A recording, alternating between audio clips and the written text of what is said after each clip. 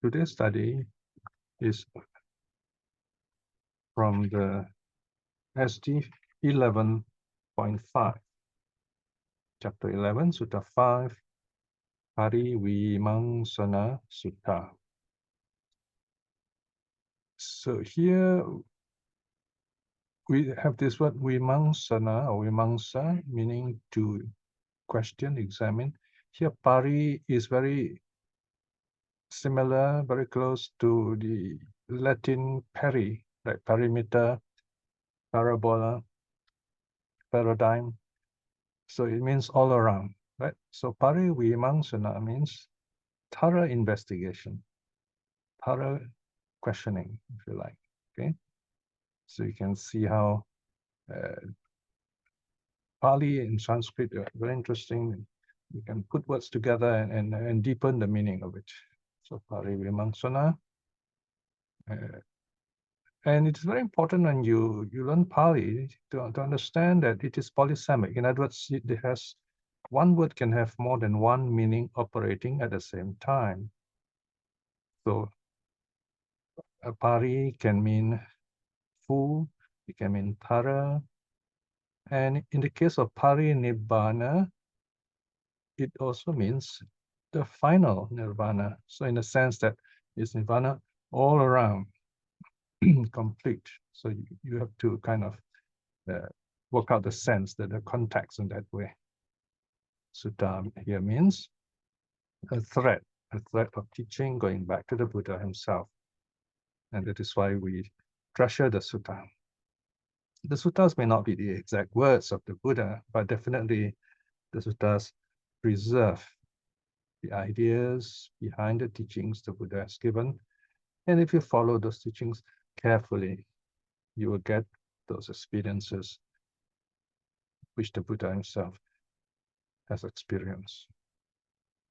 Parivīmaṁsana Sutta, the discourse on thorough investigation. Here, thorough investigation is that of the mind, especially dependent arising, paṭicca, samuppāda. Now there we have a special number so that we can locate this sutta more easily. Parivīmaṁsana has got a long name. If you don't know Pali, it's quite a difficult word. So we remember as 12.51. Saṁyutta, chapter 12, Sutta 51. Then there's a traditional numbering here. This is numbering in the traditional manuscripts of Myanmar, Sri Lanka, and Thailand. S 2.1.6.1. So here's the meaning of it. S is Saṁyutta Nikāya. Then notice 2, 1, 6, 1.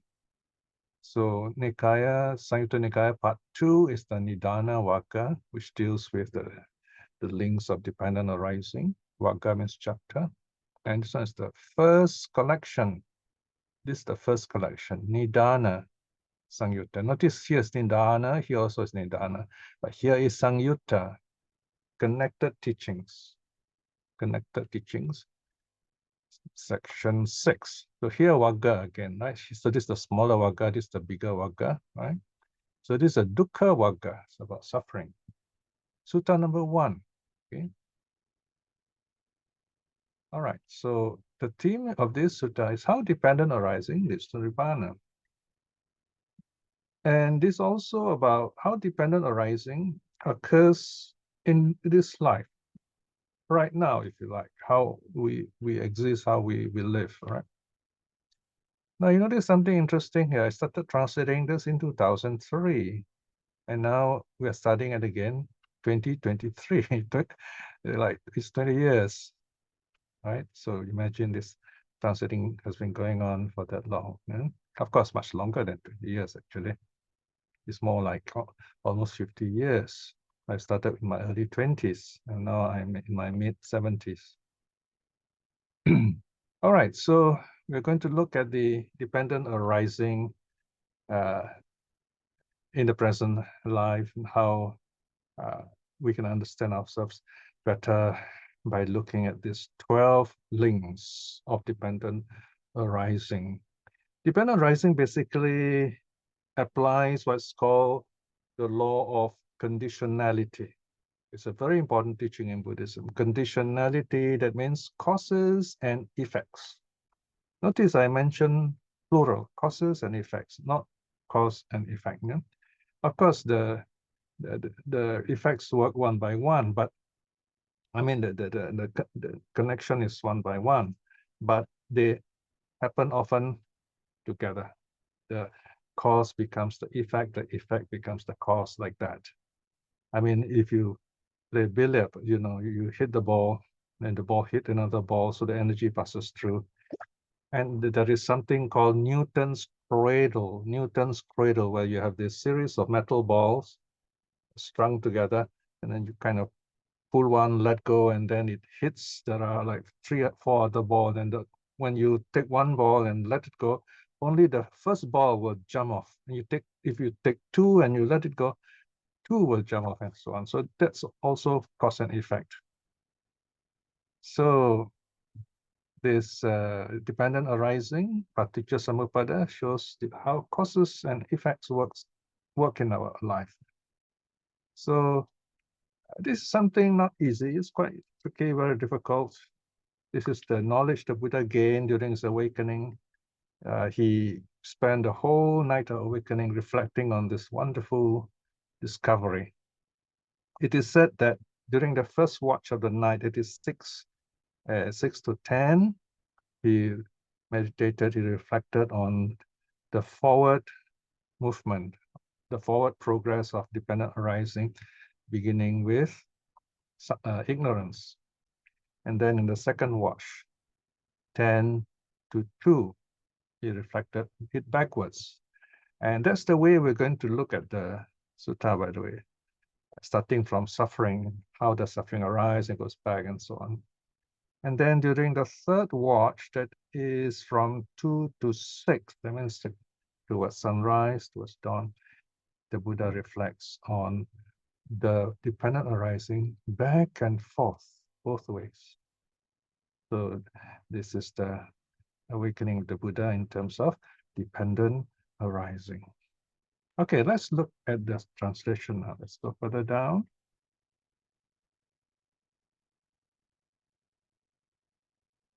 Right, Parivīmaṁsana Sutta, the Discourse on Thorough Investigation, S1251. The PTS page is volume 2, page 80 to 84. Thus have I heard at one time the Blessed One was staying in Anathapindika's park in Jeta's Grove near Savatthi. He taught many of the suttas during the last 20 years of his life in this famous monastery. There the Blessed One addressed the monks, bhikkhus, and then the monks replied in one voice, Bhante.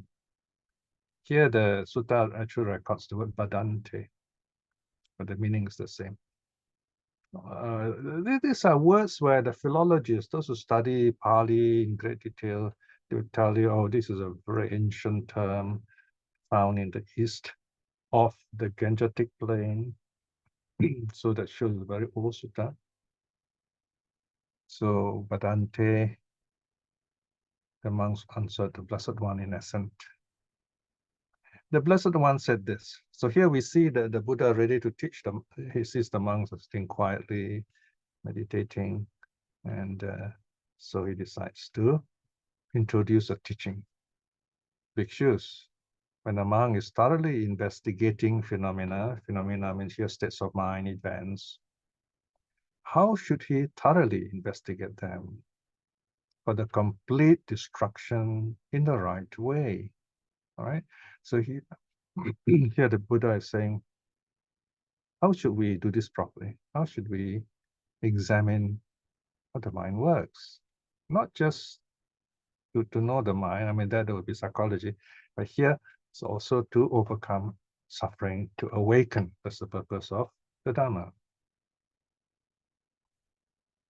And here we have, as usual, these are probably young monks, so they plead ignorance.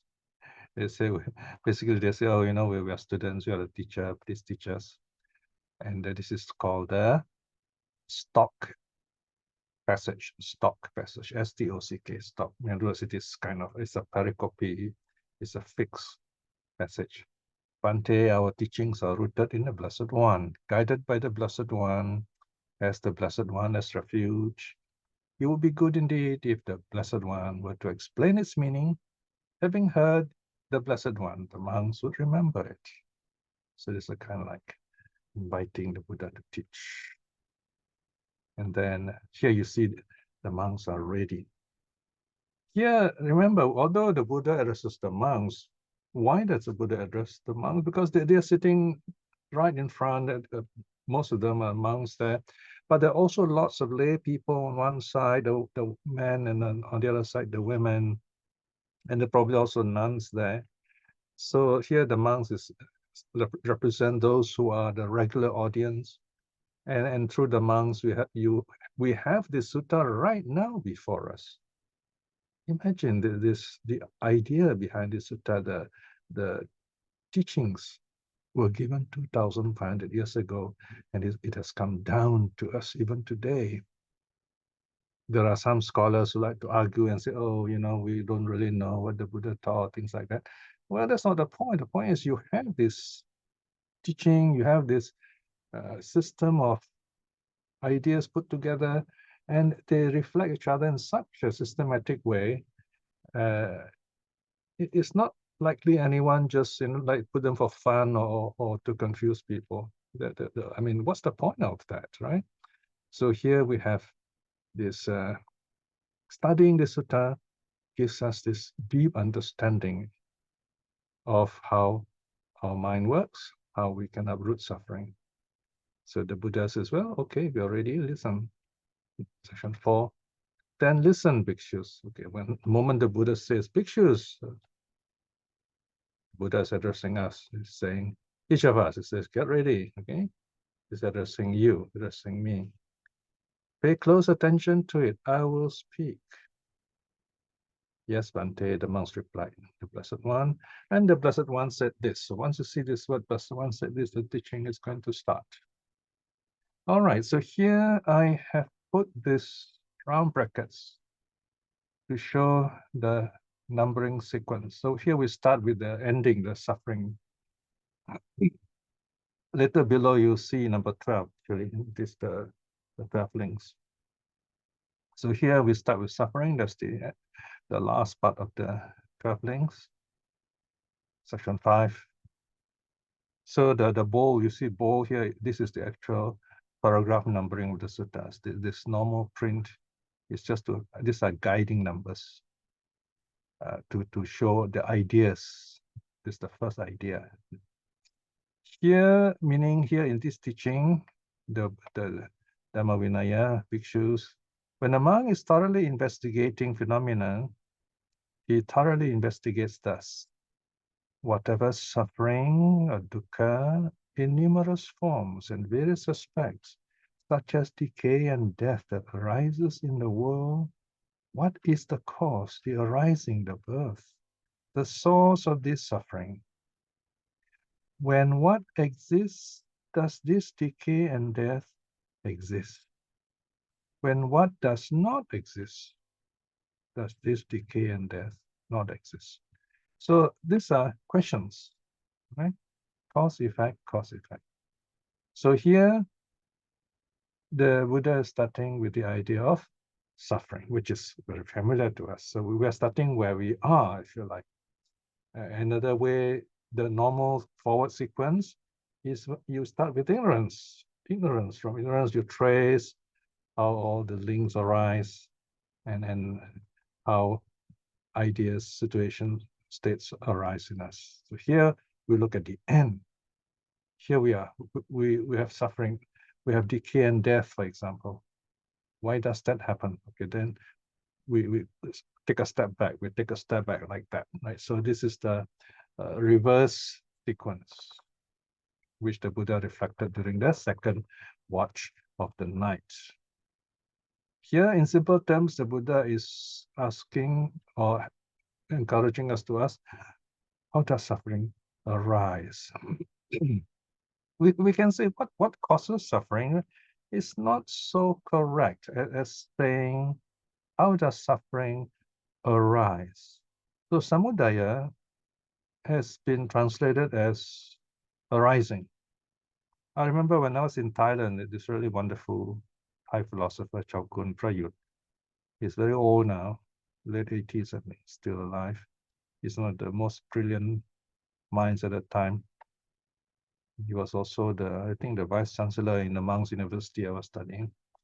So he was the one who said, you should translate the samudaya not as cause, but as arising, right? When there is ignorance, suffering arises like that. But ignorance doesn't cause suffering. It's just that, it's just like there is oil, oil doesn't cause the fire, right? I mean, when the conditions are there, and then somebody throws a flame or a cigarette or some spark, and then zap, this fire starts. So there are many things working together in that sense, right? So we don't just say only one thing caused the fire. There are many, many conditions, just the meaning arising. All right, so let's look further down, see what follows after that. A bit more, no, down to 6, I think. Yeah, up, correct. Okay, there you are. So here you can see the numbering, okay? 11, 12, right? And then here's 10, 9, 8, and so on. So this is the backward sequence, right? So there's a footnote telling you that. And here it's supposed to be small caps, huh? So this will tell you what the headings are. All right, so the Buddha begins. This comes after suffering. As he thoroughly investigates, here he meaning us, nah? Okay. As you realize, as we thoroughly investigate, we understand thus. Whatever suffering, that is decay and death, in numerous forms and numerous aspects arise in the world, this suffering has birth as its cause, birth as its arising, birth as its birth. Now here you find the same word jati, so it's got two senses. Here birth meaning to be born to the world, and here birth means arising, right? Birth as its source. When there is birth, there is decay and death. So here, this is the first basic rule of dependent arising. When A is B, where there's A, there's B, like that. A is birth, B is decay and death. Thus, when there's no A, there's no B. When there's no birth, there is no decay and death. Okay, this in theory, right? We can't really stop birth, but it starts there. Sometimes you find people who are suffering, they say, oh, this whole thing, we're born, that's why we are suffering. How true it is, right? But here the Buddha is saying it starts there. And it's part of a deeper teaching. If you stop there, yeah, I say, wow, it's so profound, we can do nothing about it. But here the Buddha is saying, okay, you know this truth, right? Okay, we start there with birth. What is this birth about? It's not a thing. It's a stage we look at. And then we ask the next question, 7. He understands decay and death, jara, marana, decay, jara. Jara can translate as aging. I thought decay was a broader and nicer term, and marana is death. In Malay, Indonesian, it becomes marana. But marana actually means suffering in Malay and Indonesian, right? But it comes from this word, marana. So, and he understands the arising of decay and death, and he understands the ending of decay and death, and he understands the path that conforms to the leading to the ending of decay and death. And thus he practices and conducts himself accordingly. Okay, here we see the Four Noble Truths in practice. First, there is the statement of the truth. Notice here, this is the statement of suffering, decay, and death. And then the arising, So you notice I've italicized it, arising, ending, path. Okay, path and practice are the same. Right? So these are the this is the Four Noble Truth model. So the Buddha goes on, section 8. This bhikshus is called one who's practicing the complete destruction of suffering in the right way, the proper way. Right? So to apply the pattern dependent on right, this Four Noble Truth as a problem-solving method, if you like, in our daily life. So if you find this a bit philosophical, you can use this idea of the Four Noble Truth when you have issues in your life. So first, define what is this thing that's troubling you. Okay, that's the first Noble Truth. And then the arising of it, what causes it. And then, so how to correct this, that's the ending. And then you go ahead and do it, that's the path. So this is the 8, this monk, this practitioner, bhikshus, is one called one who is practicing the complete destruction of suffering in the right way. Right? So this is how we uproot the problem. Okay, so that's number 11 just now. So now we go down to number 10. And here is the third one in the series. Like here, if you follow the sequence of dependent arising, it's actually is the 10th link, existence, bhava. Furthermore, when thoroughly investigating phenomena, he thoroughly investigates thus. What is the cause? What is the arising, the birth, the source of this birth or jati? When what exists, does birth exist? When what does not exist, does birth not exist? As he thoroughly investigates, he understands thus. Birth has existence, bhava as its cause, existence as its arising, existence as its birth, existence as its source. When there is existence, there is birth. When there is no existence, there is no birth. Now, the Buddha is putting into words what he has experienced in his mind. So you can imagine how difficult this is to find the right words. Because we like to argue about words. We say, oh no, this is the right word. This word has this meaning. You must use it in this way. Now, when you read this kind of document, it's describing a mental state. So it's very important that we do not project too much of our idea into the words. In other words, dictionary meaning. Then you'll be caught up in arguing with yourself the meaning of the words, and you miss what the Buddha is trying to say. It's like you're listening to someone trying to tell you about himself or herself. And if you say, oh dear, this person is not using the right words, this person's grammar is bad, and this, you will never hear what this person is saying. You will never understand what this person is saying. So what we normally do with someone we really care is we listen very carefully. It's like a child talking to us. You find a child's way of talking is a child's language. So we don't really judge the child's language. We listen carefully and say, okay, that's what he means, right? And then you hear this professor talking and he talks it another way, very high flow and very complicated. Again, we listen very carefully to find out what he means. So let the words flow, let the words tell you what's going on and listen to the words. Then from there, you begin to get a better idea what the Buddha is trying to tell us. So you have decay and death, and then you have, it comes from birth, right? And then here, what is the source of birth? It comes from existence. So we're going like backwards. Existence here is becoming this and that, all right?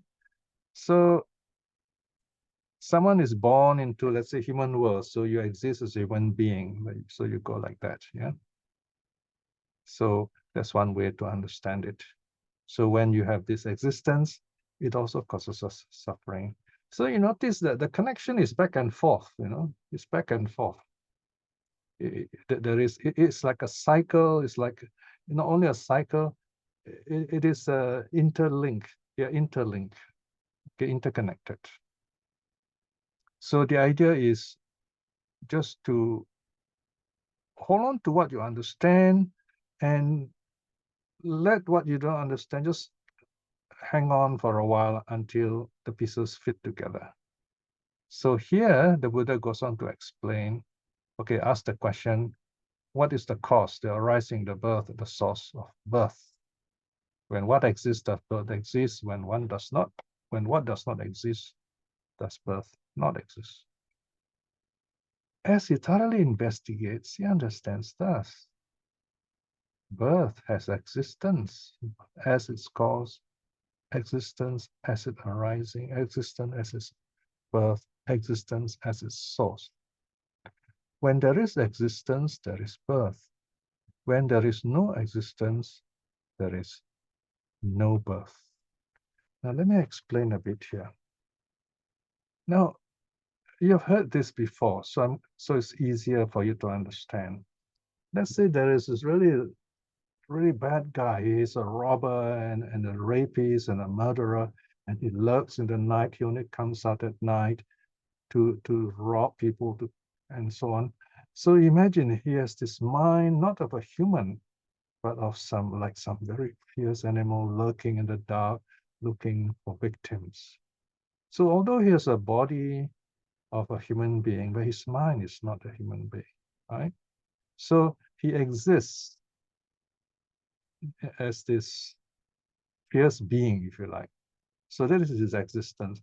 And because of this kind of existence, this nasty attitude he has, living in the dark and preying on people and murdering and so on. So he has this existence of a subhuman, of an animal, if you like. So when he's born, the birth will make him an animal, right? So that's one way to understand it. So you just hold on to that simple idea, then you connect them, you find, oh wow, you can see all this wonderful connection together. So he understands birth, right? You have understood a little bit of what birth is. He understands the arising of birth, right? So why this person do this? He understands the ending of birth. If you know the arising, you also will know the ending. And he understands the path that conforms to the leading to the ending of birth. And thus he practices and conducts himself accordingly. So here, conforms, that means this teaching leads you in that direction. And then you investigate, how do I really practice this to bring an end to this suffering, to this birth, right? So we practice accordingly. So this is a given theory, and through our meditation, we see this more clearly and we practice it. And this monk, bhikshus, is called one who is practicing for the complete destruction of suffering in the right way. All right? So existence lead to, let me put it the other way. Birth arises from existence. Now we go backwards again. Where does existence come from? Where does existence arise from? So here, the word is clinging. So notice this number 9, just now was 8, right? But here in the normal sequence listed here is 1, 2, 3, 4, okay? But here this one is the traveling going backwards, starting from ignorance. So this is step 9, link number 9, if you start from ignorance. If you start from suffering, it's number 4. Okay. Furthermore, when thoroughly investigating phenomena, he thoroughly investigates thus. What is the cause, the arising, the birth, the source of existence? This being something, being somebody. When what exists, does existence exist? When what does not exist, does existence not exist? And he thoroughly investigates, he understands thus. This existence has clinging. upadana as its cause, clinging as its arising, clinging as its birth, clinging as its source. Okay, let's look further down. All right, so when there is clinging, there is existence. When there's no clinging, there's no existence. He understands existence, he understands the arising of existence, he understands the ending of existence, he understands the path that conforms to the leading of the ending, leading to the ending of existence, and thus he practices and conducts himself accordingly. This monk is called one who is practicing for the complete destruction of suffering in the right way. Now, so far you notice all these links repeat in the same format.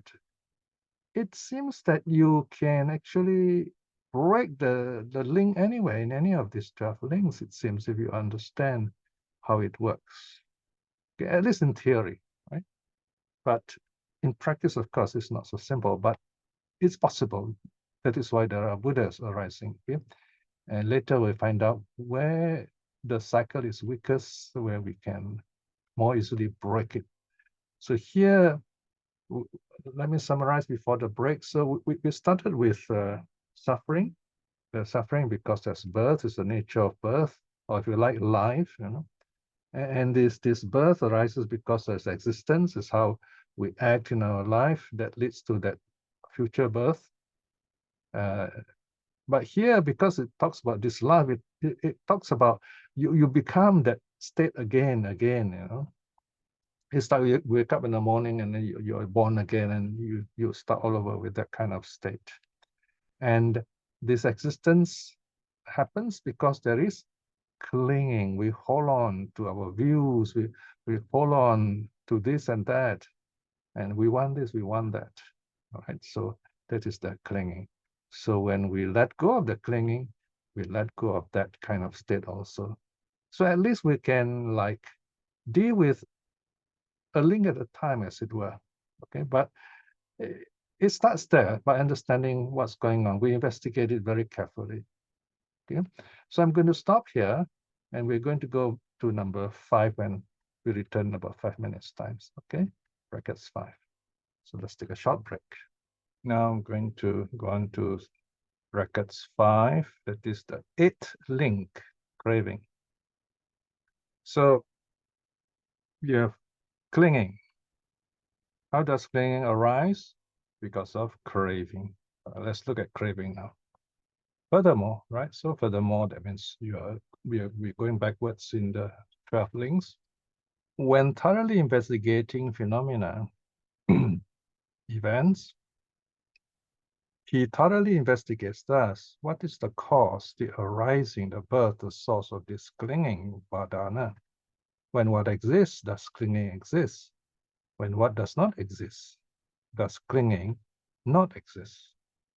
As he thoroughly investigates, he understands thus. This clinging has craving, tanha, craving, as its cause, craving as its arising, craving as its birth, craving as its source. When there is craving, there is clinging. When there is no craving, there is no clinging, right? So craving, the Pali word is tanha. Sanskrit, trishna. Now, trishna sounds almost like thirst, right? In fact, that's what it means, thirst. So craving is this wanting more and more, not knowing when to stop. In other words, we are not really enjoying things. We just want to collect it. That's craving, right? So we want something. We think about it. We work hard for it. We hunt for it. And then when we get it, we cling to it. We do not want to let go of it. Okay, so that's the meaning here. So we should understand this. He understands clinging, first noble truth, and he understands the arising of clinging, how this clinging arises. You have to reflect on this, second noble truth. And he understands the ending of clinging, right? So this related to the second truth. You know the arising, you know the ending, and then you practice it. Then he understands the path that conforms to the leading to the ending of clinging, right? So conforms means it is related in that way, it brings you there. There is this idea of gradual training. And thus he practices and conducts himself accordingly. Accordingly means like when you keep the precepts, you practice the precepts. This monk, bhikshus, is called one who is practicing for the complete destruction of suffering in the right way. All right, so now we go take one more step back to number 7, all right? Clinging arises from where? From what? Furthermore, when thoroughly investigating phenomena, he thoroughly investigates thus. What is the cause, the arising, the birth, the source of this craving is tanha. When what exists, does craving exist? When what does not exist, does craving not exist? As he thoroughly investigates, he understands thus. This craving has feeling, vedana, as its cause, feeling as its arising, feeling as its birth, feeling as its source. When there is feeling, there is craving. When there's no feeling, no craving. Okay, so here feeling has got a special psychological sense in early Buddhism. Feeling means you look at something and you look at it as pleasurable, you measure it as pleasurable or not pleasurable. And if you see it as pleasurable, you crave for it. And when you get it, you cling to it. And when you cling to it, you become it. You become it, and then you will be born again as it is. Right? So that is how you go through the link from here. Feeling means you picture this event in front of you in terms of the past. You measure it in terms of your past experience. If you in the past you have experienced something similar, then you look at this present event and say, oh, okay, this is like the one I experienced in the past. It was nice in the past, so this one must be nice. Same thing, if something in the past, you met someone in the past whom you don't like or looks like that, and then you see this person, you have the same idea of this person as you did in the past. So we tend to judge people that way, and normally we are wrong. See, that's why we get into a lot of difficulties and trouble. So that's how feeling works.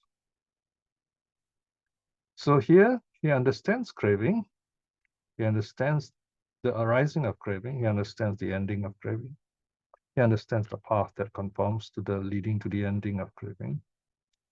And thus he practices and conducts himself accordingly. This monk, bhikshus, is called one who is practicing for the complete destruction of suffering in the right way, right? So this is where we reflect on how feeling leads to craving. Now we look at feeling. How does it arise? Okay, let's go further down. So it arises from craving, right? And then we go further to number 6 now. This is 7. We go down. Okay, here you are. So contact, right? So this is the 6th link, but it's number 7 in our sequence of study. Furthermore, when thoroughly investigating phenomena, he thoroughly investigates thus. What is the cause, the arising, the birth, the source of this feeling, vedana? When what exists, does feeling exist? When what does not exist, does feeling not exist? As he thoroughly investigates, he understands thus. This feeling has contact, asa, as its cause, contact as its arising, contact as its birth, contact as its source. When there is contact, there is feeling. When there is no contact, there is no feeling. Okay, there's a bit of technical language, if you like. Okay, actually, these are not technical words, but to us, because we don't understand, they seem to be technical. What is the meaning of contact? You notice here, tact is Latin for touch. Con means coming together, right? Here it means the coming together of the sense faculty, for example, the eye, the functioning eye, and then you have the object, a vision, and then there's the consciousness, the attention. So these three things are together, then there is contact. In other words, you sense that object. After that, you follow the five aggregates. After contact, there is feeling. After feeling, there is perception, and so on. Okay, so but here let's just stay with contact. All right. So because there is this, because our sense works, we see something, then feeling arises. We don't just see something, but we feel about it. We decide we like it, we don't like it. That's the meaning, feeling. And there you are here. The Buddha continues. He understands feeling, and he understands the arising of feeling, and he understands the ending of feeling, and he understands the path that conforms to the leading to the ending of feeling. And thus he practices and conducts himself accordingly. This monk, Bhikshus, is called one who is practicing for the complete destruction of suffering in the right way. So here the meaning is that you can take any of this part and practice. For example, let's say somebody got very angry with you for some reason. Of course, it's usually not fair. And someone says something quite nasty to you. So you don't have to get angry, see, because you tell yourself, okay, there is this feeling that arises in that person. You can start with that person if you like, and the person is unhappy about something. So obviously he is suffering, right? So here, of course, you jump track, you go right to the end of the dependent arising. He's suffering, so he has this feeling, and then he's pouring it out on you. So you don't have to get upset because it's not your suffering. Wisdom has allowed you to see this person as he is and say, oh, okay, this poor person is suffering. So you have this loving kindness. You have this loving kindness, all right? And you're protected by this loving kindness, so you don't get upset.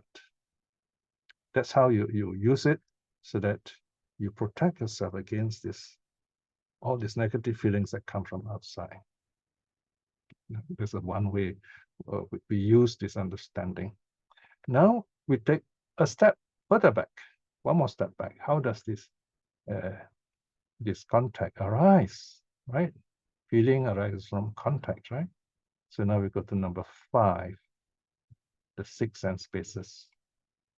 Furthermore, when thoroughly investigating phenomena, he thoroughly investigates thus.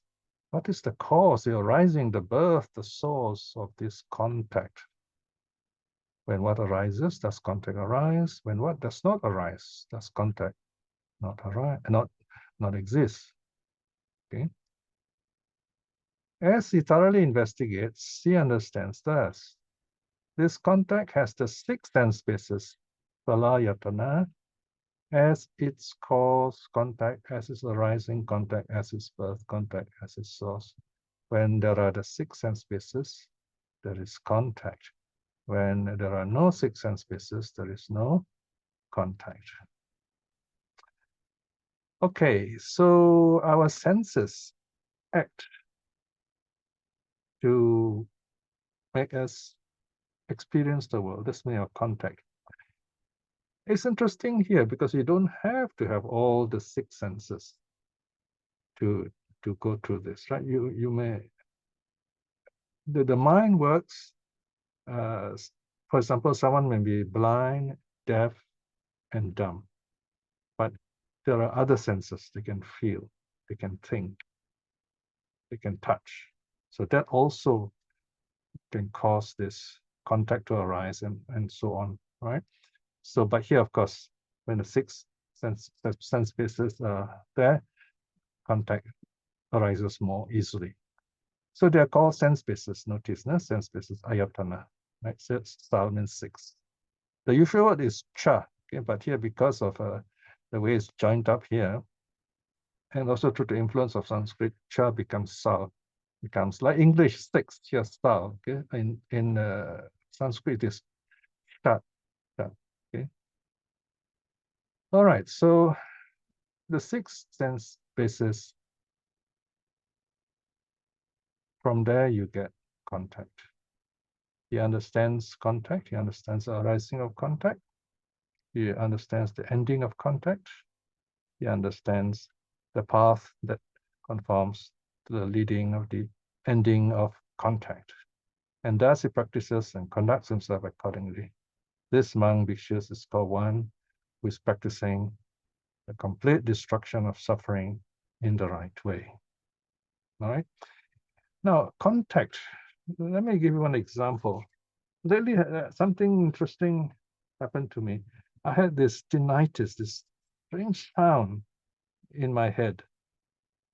And I noticed if I close my eyes, I focus, it's there, this sound. It's not from outside. It's from my ear, from inside my ear or my mind, if you like. So I notice it's very loud, especially at night when I wake up middle of the night, it's very quiet. So I noticed that if it's very quiet, I notice this tinnitus, this sound inside my head, is very loud. And this happens to people as they age. Then I noticed that if I just kind of let go of this idea, don't focus on it, the impact is less. So that way, that helps to let go of the contact. In other words, we don't focus our mind on it. And there's something else I learned from yoga. There is what's called the Brahmara breath, no? The bee breath. Okay, so this is where you close your ear and then you make this sound through your mouth, like the bee humming, like that. Okay, and you do that like 7 times, as long as your breath can do it, and the sound is inside your head. This Brahmara breath, bee breath. Huh? Or then you made this sound. That's the other one, 2 sounds. So anyway, if you look under Brahmara, I forget the word, the Sanskrit word for breath is there, but Bhramara, Brahmara means bee. This yoga method is very simple. You can use it and then kind of like, you just follow the instructions carefully. There's some of these teachers instruct this in a better way, yoga, and you can use it in a simple way to clear away this tinnitus, this sound in the head.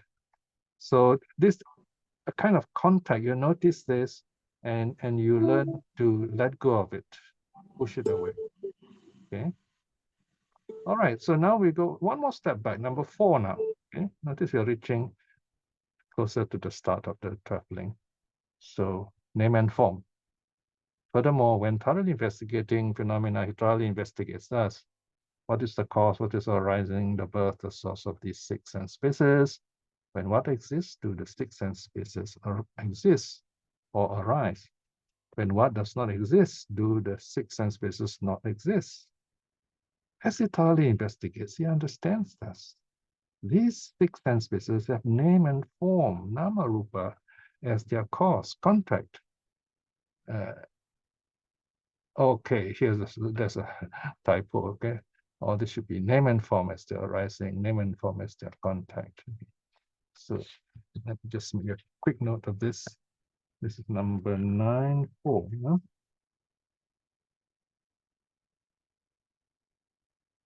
Okay, so name and form. When there is name and form, there is the 6 sense spaces. When there is no name and form, there is no 6 sense spaces. Okay, let's go further down before I explain. All right. So this name and form is how we see things. When we look at something out there, whether it's a vision, a sound, or whatever, that's called form. That is a form, even though it is just a sound. It's called rupa. Okay. One meaning of rupa, it changes, rupati, right? So you have this thing out there, it's called rupa, and you give a name to it. That's how you remember it, and you create this virtual reality of it. That's name and form. Okay. So he understands the six sense bases. He understands the arising of the six sense bases. He understands the arising, ending of the six sense bases, and you understand the path that conforms to the leading up to the ending of the six sense bases, and thus he practices and conducts himself accordingly. This monk bhikkhus is called one who is practicing for the complete destruction of suffering in the right way. So it is name and form that brings about the six sense bases. You may wonder, how does this happen? A quick example is that look at the baby playing with toys, right? So this baby is very innocent, doesn't know what things are. So we give toys to it so that this idea of name and form arises in the baby. So the baby has an object and he starts biting it and playing with it. So he hears a sound and he gets used to the sound. So there's a name is given to it. You know, we say, okay, here's teddy bear, and then he touches it, you know. So you got name, you got form, right? So all the toys work in that way, name and form, name and form. So that's how consciousness arises in the child. So that's the third link, number 3 here, okay? Furthermore, when thoroughly investigating phenomena, he thoroughly investigates thus, what is the cause, the arising, the birth, the source of this name and form, nama rupa? When what exists, does name and form exist? When what does not exist, does name and form not exist? As he thoroughly investigates, he understands thus, this name and form has consciousness as their cause, consciousness as their arising, consciousness as their birth, consciousness as their source. When there is consciousness, there is name and form. When there's no consciousness, no name and form. So here, again, you apply the Four Noble Truths. You see name and form, arising, ending, path, and it practices accordingly. Right, so I've summarized for you here. So here, consciousness arises from, remember the child, the little baby playing with toys, right? So slowly, as the child plays with his toys, the noise, color, the child tastes and bites the toy and so on. So the senses begin to form, and the child becomes more and more conscious of the world. So that's how it works, right? Through name and form, there is this consciousness arises. Consciousness is the cause here.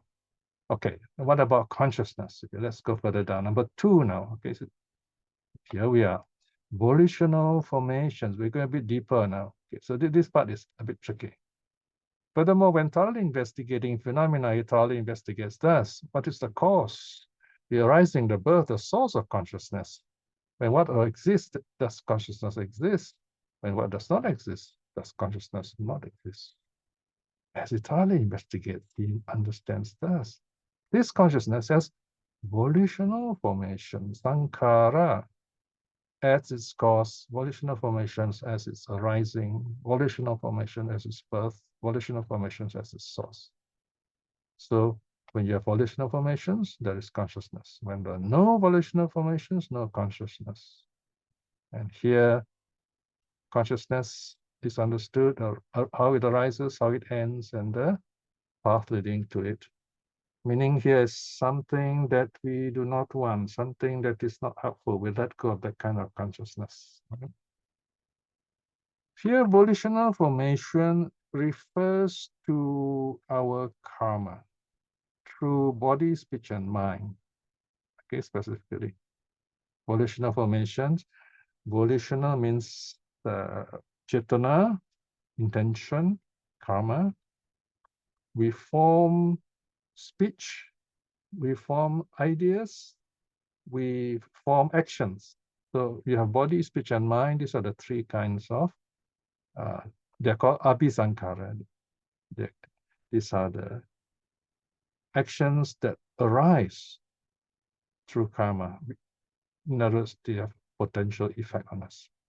And they arise, they bring about consciousness. Okay? All right, now we take one more step back. Now we go back. We go to number one. What brings about volitional formations? Here you are. Look at this, number 12 here. Because we come to the last one. Okay, here all these are summarized already. It's a Four Noble Truths, so I'm not going to repeat this.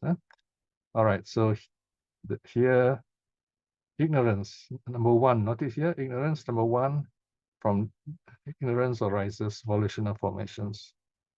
The little child is ignorant, so the child play with things and touch this and that, and then these ideas grow with the toys. All right, so everything else the same. So you have ignorance, there is volitional formations. No ignorance, no volitional formation. In other words, wisdom. When we understand impermanence, then we let go of. We won't act in that way. Right? When we are wiser, then we keep the precepts. When we have loving kindness, we keep the precepts. So we begin to understand what are volitional formations, the three kinds of karma, body, speech, and mind, how they arise, how they end, and then we practice it. This is the 11th. All right. And here we see the three kinds of karma which I mentioned in section 12. Let's go down a bit more. Yes, here you are. Bhikshus, if a person drowned in ignorance creates meritorious volitional formations, his consciousness fares in merit, right? So, in other words, if he acts in a way which doesn't harm others, and he does it with loving kindness, then there is merit, punya. In other words, there's this good energy and he's going to benefit from it. But if he creates demeritorious volitional formation, in other words, he has a bad thought, then demerit arises, papa or apunya. No, this is the opposite, something bad. If he creates imperturbable volitional formation, okay, here means unshakable, it means neutral. His consciousness fares in the imperturbable, neutral karma, in other words. All right. Bhikshus, when a monk has abandoned ignorance and true knowledge has arisen in him, then with that very fading away of ignorance, the arising of true knowledge, he does not create meritorious volitional formations, he does not create demeritorious formations, he does not create imperturbable formations. Now here we're talking about the arhat. He does not create good, he does not create bad, he does not create neutral actions. No action, so he's free from karma. He doesn't create new karma. Okay, that's the meaning of the arhat. All right, so this is the ending of suffering already. Now let's go further down. That here you are, see the arahats review knowledge.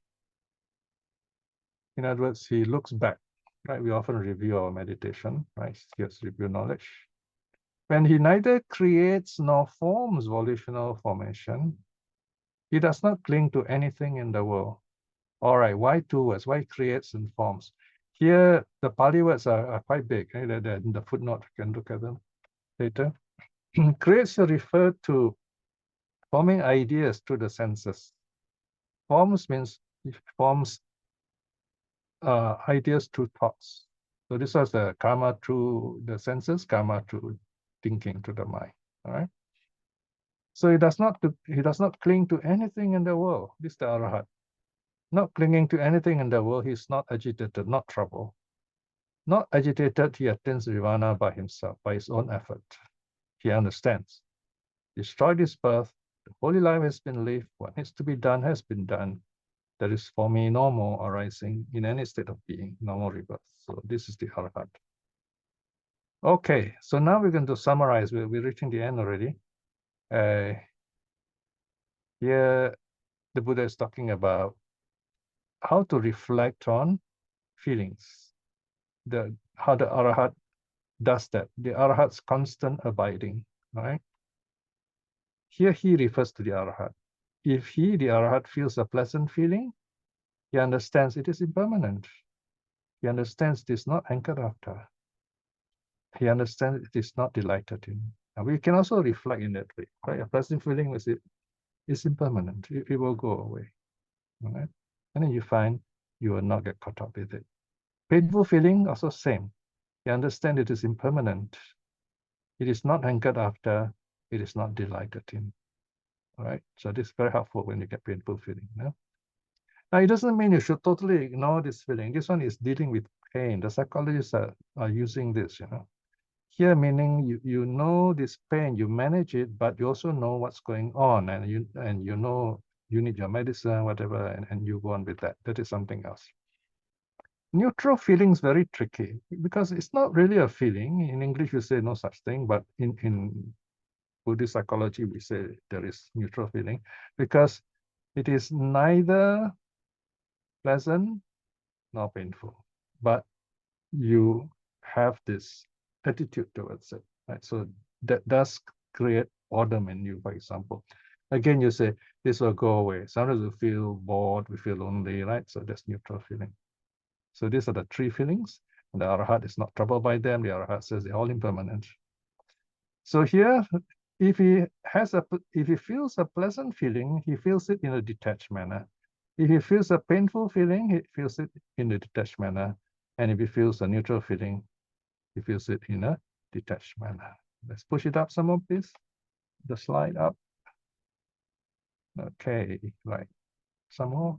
Go down, next page. Okay. So now we come to a bit of technical terms.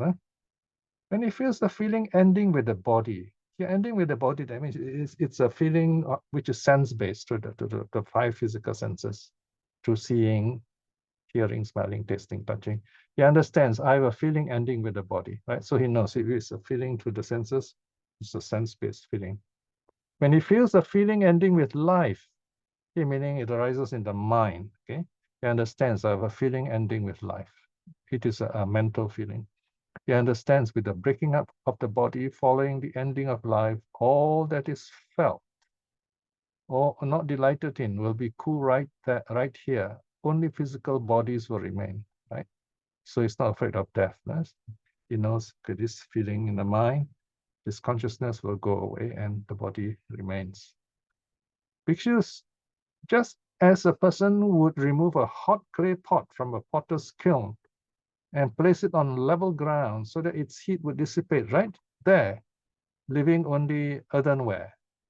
Okay, this is the only parable, the only simile here, the hot clay pot. The potter takes it up, put it on open ground to cool it. So this is the analogy. Even so, Bhikshus, when a monk feels a feeling ending with the body, he understands, I feel a feeling ending with the body. When he feels a feeling ending with life, he understands, I have a feeling ending with life. He understands, with the breaking up of the body following the ending of life, all that is felt, not delighted in, will be cool right here. Only physical bodies will remain. So it's like the pot. The pot will cool down, the pot breaks, and that's it. It's gone. Okay. Of course, in this case, even if the pot doesn't break, it just cools down, and just the pot is left. So the heat is like life. So this is the example here given to us. Okay, so now this is a bit of Sutta Pujana, nature of the arhat. Okay, this part is quite easy, but it helps us to kind of remember it. So I'm going to read the teaching part, and then you reply, no, Bhante. Now, of course, make sure you understand what I'm reading. This will help us to kind of understand better through responsive reading. Okay, you can turn on your microphone if you like. So get ready. I'm going to read, and then you just say, no, Bhante. You reply here. I will read this 4 lines, and you say, no, Bhante. What do you think, Bhikshus? Can a monk whose influxes are destroyed create meritorious volitional formations, or create demeritorious volitional formations, or create imperturbable volitional formations? No, Bhante. No, No, Bhante. Bhante. Yes. So the meaning means that the arhat does not create good karma, bad karma, or neutral karma. Okay. Further down. All right. So this is everything's the same. Or when there are no volitional formations at all, with the ending of volitional formations, would consciousness appear? No, Bhante. No, Bhante. Or when there is no consciousness at all, with the ending of consciousness, would name and form appear? No, Bhante. Or when there is no name and form at all, with the ending of name and form, would the six sense spaces appear? No, Bhante. Or when there are no six sense spaces at all, with the ending of the six sense spaces, would contact appear? No, Bhante. Right, so no six sense spaces, no contact. Or when there is no contact at all, with the ending of contact, would feeling appear? No, Bhante. Right, so no contact, no feeling, right? Or when there is no feeling at all, with the ending of feeling, would craving appear? No, Bhante. Right, so no feeling, no craving. Or when there is no craving at all, with the ending of craving, would clinging appear? No, Bhante. Or when there's no clinging at all, with the ending of clinging, would existence appear? No, Bhante. Or when there's no existence at all, with the ending of existence, would birth appear? No, Bhante. Or when there's no birth at all, with the ending of birth, would decay and death appear? No, Bhante. Right, so there you are. No birth, there's no death. Here, of course, we cannot simply say, I choose no birth. You can't. You have to practice this to end it, okay? To prevent rebirth. The arhat can do that. So there's no more decay and death. Nirvana. So the Buddha says, excellent, excellent bhikshus. Thus it is, bhikshus, not otherwise. Have faith in me in this, bhikshus. Be resolute. That means understand the teaching, practice it. Have neither uncertainty nor doubt here. This is the very end of suffering. And the sutta ends here. Sadhu. Sadhu. Thank you, Piya, for the teaching. Now we go to the next session. Sister Isis, please take over the session. Thank you. Thank you, Sister Ratna. Sadhu Piya for the teaching. Okay. Okay, let me read out the first question from Sister Huilin. Okay. What does the words practices and conducts accordingly means? Does it mean to contemplate all phenomena in daily life in the perspective of 12 links format, or does it mean practice the Noble Eightfold Path? Actually, they are the same. They are the same in the sense of in spirit. But you use what you understand, right? For example, when you have studied the 12 links, then you know the cause-effect cycle, then you can use that. Or if you understand the Noble Eightfold Path better, then, for example, you know, okay, you understand the nature of moral virtue. If you have moral virtue, then it is a basis for mental concentration, right? So you practice accordingly. So it depends on your understanding. But here, because of the mental aspect, I think the 12 links of part of it is what is meant in this sutta anyway, right? So if you are looking at this sutta and the terms come from this sutta, of course, it will refer to the terms in this sutta. So you look for the context and you can see what the Buddha is talking about. He's talking about cause effect. What is the cause? What is the effect? So look for it there, make a note of it, reflect on it for a while, and then you begin to see the pattern. You use that pattern to understand the other teachings. Okay? I hope that helps. No? Thank you, Brother Piya. The second question from Sister Huilin. Refer to page 7 of the notes. What kind of volitional formation is considered the imperturbable? Is this only happen when the person drown in ignorance? Will the enlightened one or Arya have imperturbable volitional formations? Oh, yes, yes. The imperturbable means neutral. For example, breathing is neutral karma. You know, that's neither good nor bad. And In other words, there's no negative intention, there's no good intention. Sometimes we just like walking, we just walk, there's no particular intention in it. But you got to be mindful also, right? So here we're talking about the 3 types of karma, in other words. So even in meditation, you will notice certain situation feelings are neutral. You can't see it is pleasant or unpleasant. And it's very hard to notice this, but you look back, you review it, you will notice it, you say, oh, I did not feel pleasant or unpleasant about this. So that's a neutral feeling. So it can happen to ordinary people also, right? Whereas in the case of the arhats, they do not trouble him. There's no karmic effect for the arhat. All right? All right, thank you, Yeah. Brother Piya. Let's go on. The next following question from Brother LCO. Okay.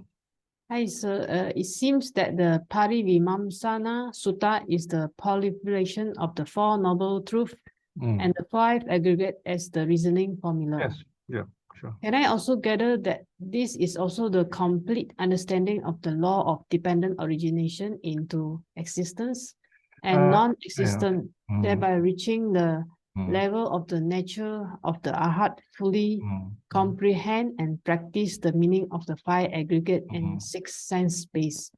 Well, It is basically, no volitional formations, there's 3, no consciousness, 5, no name and form, or no perception, 4, no 6 sense basis, no contact, 1, no feeling, 2, no craving, no clinging, no existence. Finally, no birth at all with the ending of birth, thereby no decay and death. Is my learning and understanding correct? well, it helps if you keep your question shorter, easier for us to follow. No? But general idea is yes, you're correct. But this sutta actually is one aspect only. As I told you earlier in the introduction, it talks about the reverse cycle, right? The reflection the Buddha used during the 2nd watch of the night, right? So you also see the normal link. In other suttas, you find they start from ignorance, onwards, okay? And sometimes you see it goes back and forth. So it's not complete in a sense of the sequences, but as a teaching, it is complete in terms of practice. So you can look at it in different ways, all right? So anyway, in theory, yeah, we can think a lot about it. So don't worry too much about the theory aspect. You can talk a lot about theory, but the important thing is the practice, okay? Okay, let's take a few minutes to take a family photo first. All right. Next question. There's no more question in the chat box. Yeah, any brother and sister would like to ask a question verbally, you can unmute. About 10 minutes more. Yeah. Dependent arising is not easy topic. It's quite a tough topic, And you notice this the sutta, we try very hard, to check. It's not easy, especially when we want to give the sutta in full. That's what I try to do. I give all the repetitions in full. You find the commercial translations, they tend to shortcut everything, etc. You don't know what the etc. is, And sometimes when you try to put in the suttas in full, it's not easy because you miss out certain the sequences is wrong. Just now we discovered it. That's why we got to read through it. That's why proofreading is so important also. Brother Piya, there's a question from yes. Other LCO. Sure. Having learned the Parivīmaṁsana Sutta, we may understand, but to practice may seem difficult for lay Buddhists facing the survival of the world, daily affairs, facing knocks, relatives, friends, work team, business associates, customers, and etc. How am I to balance myself to continue the path to nirvana? Does it mean I have to start retreating into self-seclusion to practice or practice when fully retired? Yeah. Okay, you have a choice of, you have a spectrum of practice. No? I've been thinking about this lately also, because, sometimes as Buddhists, sometimes we have this wrong idea. Oh, we can never get enlightened. It's so difficult. There are no arhats today, things like that, Don't worry about all that. You see, the Buddha's teaching is, the 5 precepts are so simple. They tell you, okay, don't do these 5 things, you'll be happy. So I've reflected on this, and I think, look at what needs to be done. If you look at the practice of Buddhist practice generally, first thing you have to learn is to show love to yourself and to others. This is the first precept. This is all the precepts, because all the 5 precepts means you need to practice loving kindness. Number 1 is to love life. Love in the sense of, love means you respect life also, your own life, other people's life. Then you should love working, because when you work, you get property, things that you need to use, but you must do it with love. Love means joy also, right? So that's the second precept. And the third precept is about respecting people, not raping and molesting, sexual misconduct. So that is showing true love to people. That means respecting them, giving them space. And then the fourth precept is the love of truth, right? So love again. You have to love the truth. You have to love the Dhamma. And the fifth precept is about the mind, mindfulness. You have to love learning. So this is the first thing you must practice as Buddhists. Learn to love. Practice loving kindness, because you have loving kindness, you find even people try to hurt you. You just let go. You don't worry too much about it. Occasionally I get really funny people come. I mean, in religion, you get a lot of strange people sometimes. There was this very intelligent guy comes along, and some of you may remember this event. It happened here, in fact, on Zoom. This person says, "Oh, I thought that this sutta, the Gelañña Sutta, teaches that you can do anything you like with Buddhism. It's a free for all." And I said, no, it's not. There is no such thing. The Buddha doesn't teach this sort of thing. You got to know what's right, what's wrong. And I said, oh, I thought this otherwise. He got very upset because I explained to him that actually Gelañña Sutta is more detailed than just doing what you like. And after that, he gave up and he stopped coming. And he even asked for his donations back. So we never think twice. If someone asks for donation, we just give it back. I mean, it's terrible to give a donation and then ask back. The karma is so terrible. We just did not do anything more to worsen it. So imagine, we tell ourselves, oh, don't get upset. Rana is very peaceful about it. And we just say, this poor man, he's lost, So if only we are wiser to guide him along, Maybe we should be charismatic. He wants a very charismatic teacher. So you just have this loving kindness, accept people as they are, let them come, let them go. Maybe they're not ready, but somehow they have started somewhere, and then this will help them in the future. So you have to learn to let go like that. And then you find what's even more difficult is when people who are close to you, have difficulties, because we are so close to them. So we notice all the difficulties. So you have to learn to see the positive side of the people you care for, right? So this love is the first rule of the Dharma of Buddhism. Practice that, right? Then learn to feel. Here, feel means look at the beautiful side of things. Learn to be at peace with nature. When you exercise, when you're with nature, you're happy. Feel, that's the meaning. And then the third one is think. That is the wisdom, panya aspect. Yeah? So the feel aspect is the meditation aspect, right? And then the wisdom is think. Give it some time to reflect on the teachings, wisdom arises in you. This three is all you need to do to be Buddhist. And you're on the way to awakening. It's a long journey, right? But we start now. In Buddhism, we talk about so many lifetimes, right? So don't worry about being enlightened in this life. Just go on practicing love, feel, think. These are the three practices you do as a Buddhist. This is a simple way of talking about sila, samadhi, panya. All right? If you can't remember all this, then just remember the first rule. Learn to love.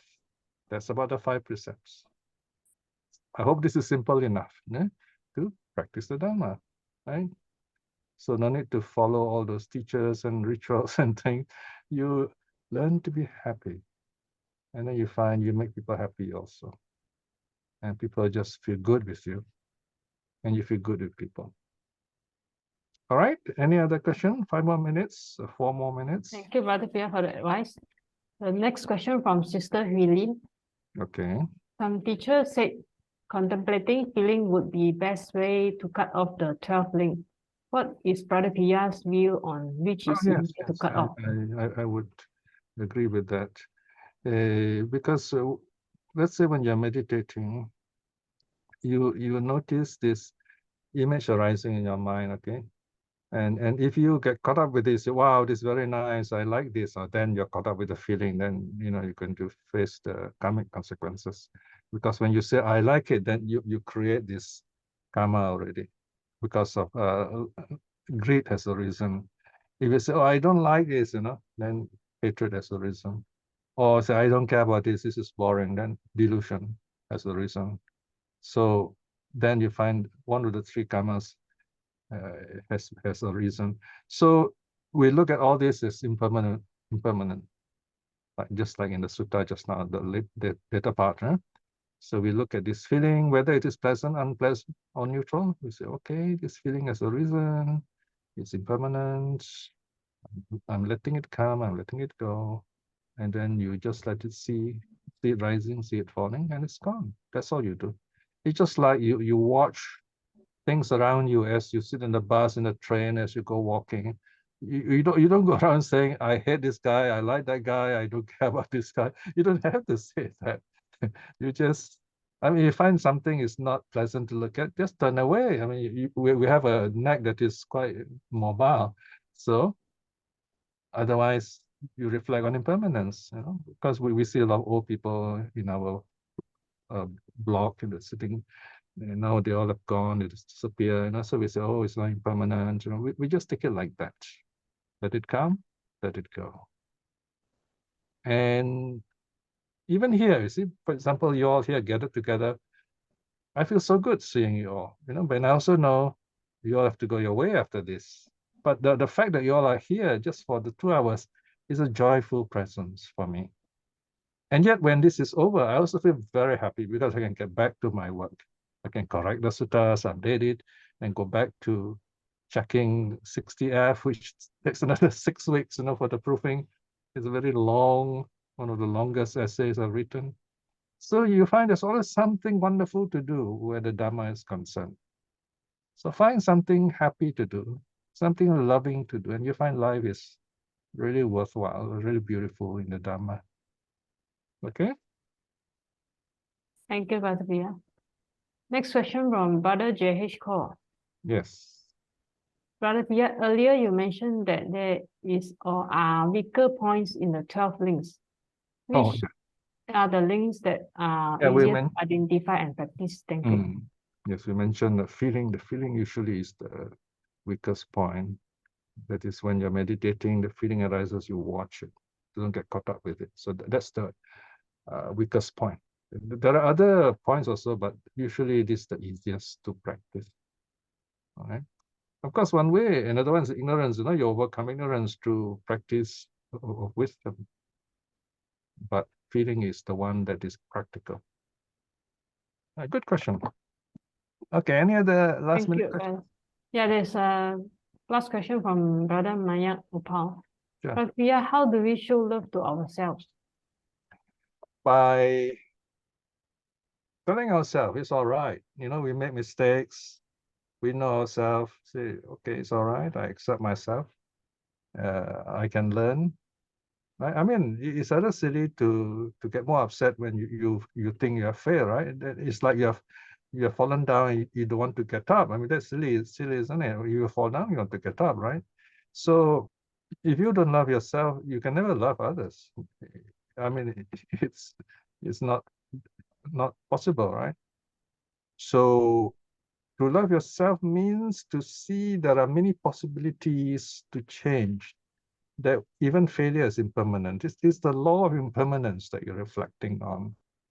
So by loving yourself, not only yourself, you learn to love others also, because others also feel the same way. So you begin to appreciate them, and then you understand them, and then when you talk to them, you find you're actually talking about yourself, and then people can relate to it because you speak from experience. So that's the meaning of loving yourself. It's the opposite of hating yourself. Loving yourself means taking yourself completely just as you are, understanding yourself, learning from yourself, and perhaps teaching others also the good things you have learned about yourself. Okay? All right. Thank you, Brother Piya. So that's all, huh? Yeah, I think that's all. Okay, so we can end now, right? Okay, so now we come to the end once again. Let us do our reflection. Okay, let's go. Where's the reflection screen? Okay, here we are. So here we are, our 2 hours of renunciation, to be at peace with ourselves, to accept ourselves, to be just as we are, to do something that is precious for us. And this is the time to remember all these good things you have done. Tell yourself, may I be well and happy, at peace with myself, that my mind will be clear, that I will grow in wisdom and good health. And send your kind thoughts to others who are important to you, wishing them well and happy. Even people who have failed you or people who are difficult, wish them well and happy. And don't forget your teachers also. Wish them well and happy. May you be well and happy. May you be at peace with yourself. It's always a joy for me to see you all in the Dhamma. And most of all, let us show our gratitude to the three jewels who has brought us together here, and that has given us wisdom and peace. Arahang Samma Sambuddho Bhagava Buddhang Bhagavantang Abhivademi. Bow down to the Buddha. Swakato Bhagavata Dhammo Dhammang Namasami. Bow down to the Dhamma. Supatipanno Bhagavato Sāvaka Sangho Sanghang Namami. Bow down to the noble Sangha. Sadhu, sadhu, sadhu.